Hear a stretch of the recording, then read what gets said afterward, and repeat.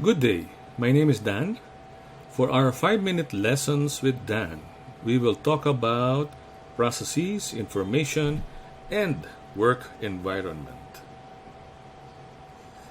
This is still a part of a series of talks that discuss the different aspects of improving your team's productivity level. To be more productive or to be productive, an employee must be knowledgeable and they must have access to information. When I was a younger employee, I am usually faced with a huge challenge whenever I am starting to work for a new company or even a new department within the same company. My first few weeks or few months are wasted simply because I am not familiar how work is done and where I can find the relevant information for me to do a good job. 9 out of 10, the job profile of my new job or new work is not updated or the job description is missing. 9 out of 10 times, there is no written or up-to-date documentation of how to do your work or work processes. 9 out of 10 times, the raw data that serves as an input to my work is either not accurate or is being held ransom by a single person that I have to beg just to get the information I need to do my job. Addressing knowledge and information gaps is an ongoing process. Keeping information and processes organized takes continuous effort. However, the rewards are huge. At the same time, our teams need to keep up with changes in our industry. We need to build up a good process and knowledge base so that we can continuously improve it and improve our work in time. Document your work processes and keep them updated.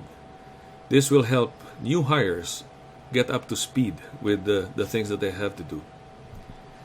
Question: are your processes written, updated, and most important, are they being followed?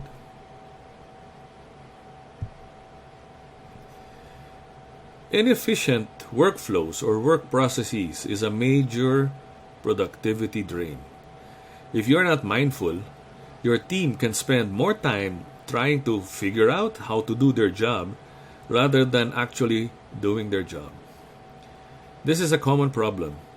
Studies show that 39% of people feel that the document management and the processes at their company or in their companies are broken, which is the biggest issue being actually to locate the documents.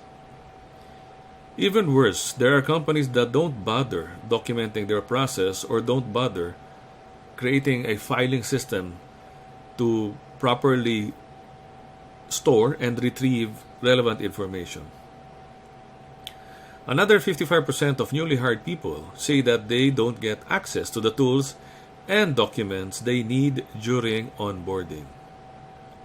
My question: are your work processes clearly defined in a updated, documented format? And why? During the pandemic, a lot of companies saw firsthand how our work environment affects employee output. For some people, working from home was a great way to boost productivity. They found that they could focus better and get more things done because they had more control over their environment.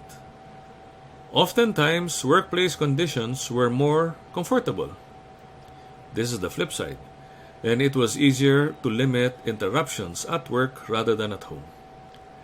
Others found it much harder to adjust to their new work from their home.